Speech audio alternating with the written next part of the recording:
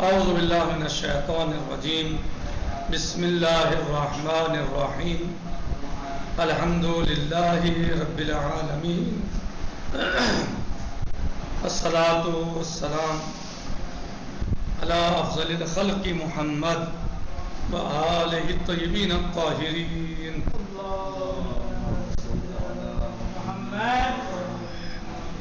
معجل فرجہم وَيَجُوزُ کتاب شیخ الاسلام میں ہماری جو بحث اور گفتگو ہے وہ امامت کے بارے میں ہے، یعنی نماز کی امامت، جماعت کی امامت، نماز جماعت میں امامت، کون مقدم ہو، کون آگے جائے، تو باتیں ہم نے بیان کی۔ نماز میت کا بیان چل رہا ہے، تو ہم نے تمام باتیں بیان کی گزشتہ دروس میں، اور آج ہم یہ مسئلہ بیان کرتے ہیں، یہ حکم کہ وَيَجُوزُ أَن تَؤُمَّ الْمَرْأَةُ بِالنِّسَاءِ، جائز ہے عورت کے لیے کہ وہ عورتوں کی امامت کرے، عورت کے لیے جائز ہے کہ وہ عورتوں کی امامت کرے، ایسا نہ ہو، جائز ہے أَن تَؤُمَّ الْمَرْأَةُ بِالنِّسَاءِ کہ عورت عورتوں کی امامت کرے، وَيُكْرَهُ أَن تَبْرُزَ عَنْهُنَّ، اور مکروہ ہے کہ وہ ان سے آگے بڑھے، بل تقف فی صفہن، بلکہ بہتر ہے کہ اگر عورت عورتوں کی امامت کر رہی ہے تو وہ ان کے درمیان میں ہی کھڑی ہو، صفوں میں۔ آگے جانا جیسے مرد امامت کرتا ہے تو آگے ہوتا ہے، تو اگر کوئی خاتون امامت کر رہی ہے عورتوں کی تو اسے آگے نہیں بلکہ ان کی صفوں میں کھڑا ہونا ہے، درمیان میں کھڑا ہونا ہے۔ وَكَذَا الرِّجَالُ الْعُرَاةُ، اسی طریقے سے اگر مرد ہے اور ننگے ہیں تو وہ بھی کیا ہوگا، درمیان میں کھڑا ہوگا۔ اسی طریقے سے اگر مرد ننگے ہیں، سب مرد ننگے ہیں، برہنہ نماز پڑھ رہے ہیں، اور جو نماز پڑھانے والا ہے وہ بھی برہنہ، انہی میں سے امام ہونا ان کے جماعت کے لیے، تو کہاں کھڑا ہو گئے امام جماعت؟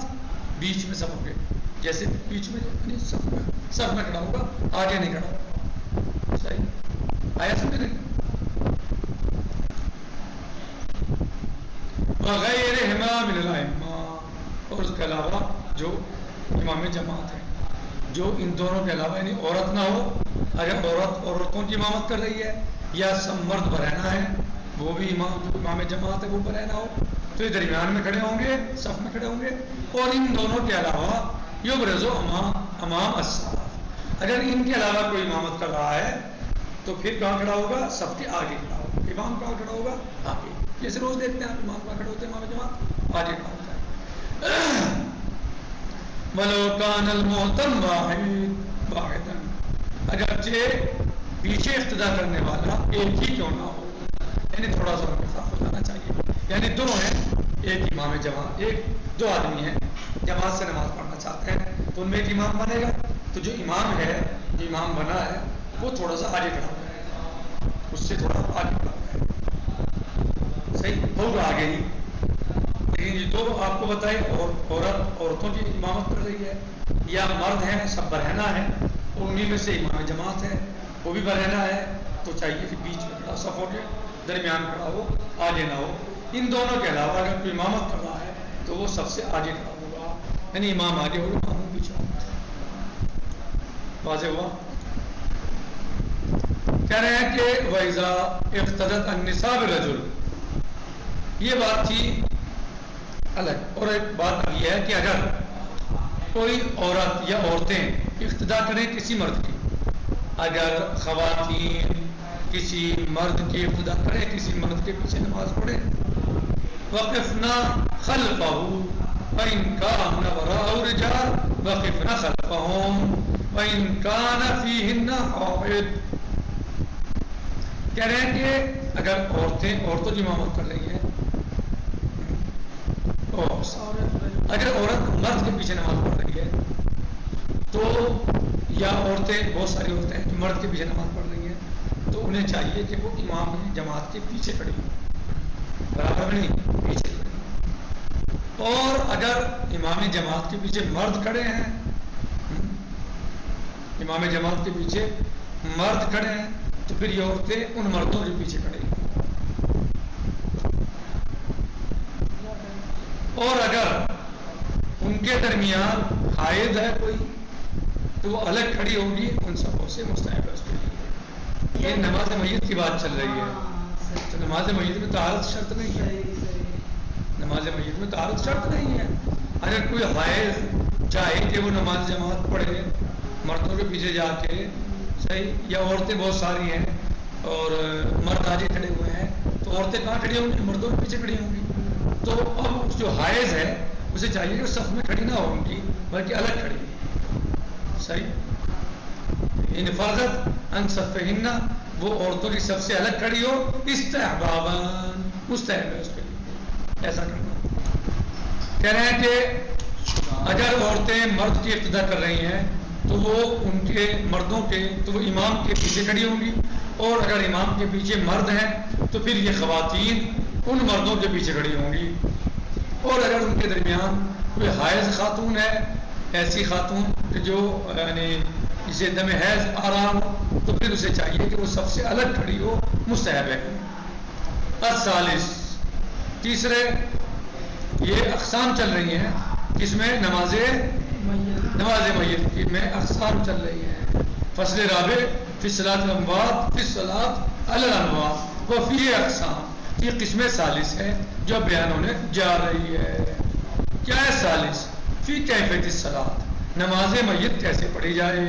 کہہ رہے ہیں کہ وایا خمس تکبیرات، اس میں 5 تکبیریں ہیں، نماز میت میں 5 تکبیریں ہیں، والدعاء بینہن غیر لازم، تکبیریں جو ہیں وہ 5 ہیں اور دعا ان کے درمیان ضروری نہیں ہے، تکبیریں لازم ہیں، دعا واجب نہیں ہے۔ وَلَوْ قُلْنَا بِوُجُوبِهِ لَمْ نُجِبْ لَفْظًا عَلَى التَّعْيِينِ، اور اگر ہم اس کے قائل بھی ہوں کہ واجب ہے تو پھر بھی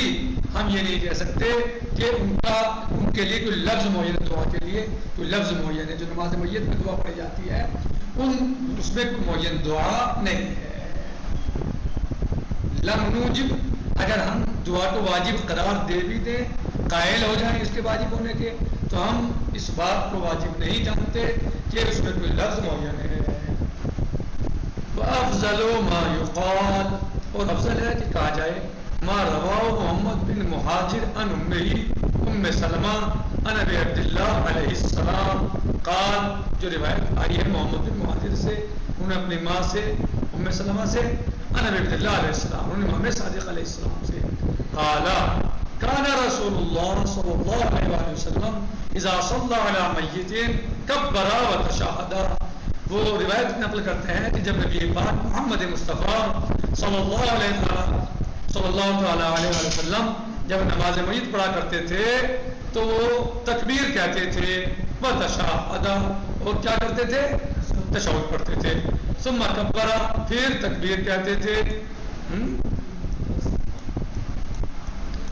ثم کبر وصلی، اور پھر وہ صلوات پڑھتے تھے، علی الانبیاء، نبیوں پر، ودعا، اور ان کے لیے دعا، صحیح، ثم کبر، پھر تکبیر کہتے تھے، ودعا للمؤمنین، اور مومنین کے لیے دعا کرتے تھے، ثم کبر رابعا، پھر وہ چوتھی مرتبہ تکبیر کہتے تھے، ودعا للمیت، اور میت کے لیے دعا کرتے تھے، ودعا للمیت، اور میت کے لیے دعا کرتے تھے، ثم کبر، پھر وہ تکبیر کہتے تھے الخامسہ، 5ویں، وانصرفا، اور نماز کو تمام کر دیتے تھے، وَإِن كَانَ مُنَافِقًا، اور اگر نماز میت منافق پر پڑھتے تھے، اختصر علی المصلی علی الاربع، تو پھر وہ بس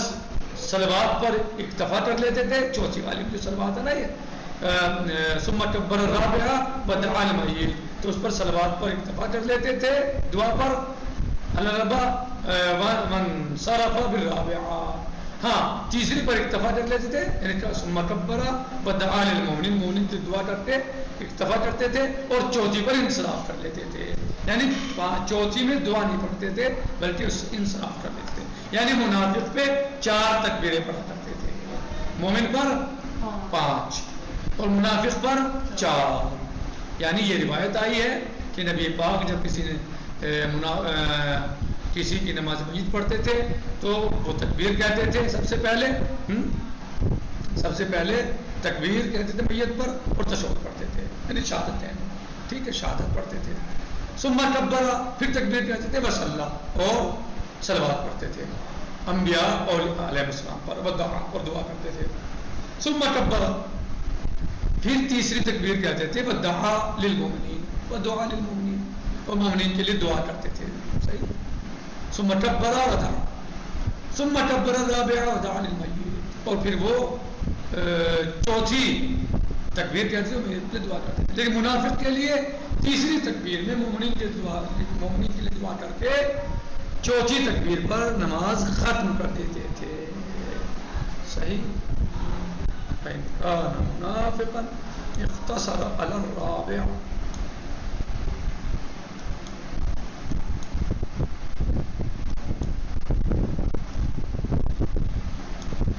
اختصر المصلي على الأربع وانصرف بالرابع. نكتفي على هذا المقدار، باقي إن شاء الله غدا سيأتي. والحمد لله رب العالمين، وصلى الله على سيدنا ونبينا محمد وعلى آله الطاهرين. السلام عليكم ورحمة الله وبركاته. خدا حافظ.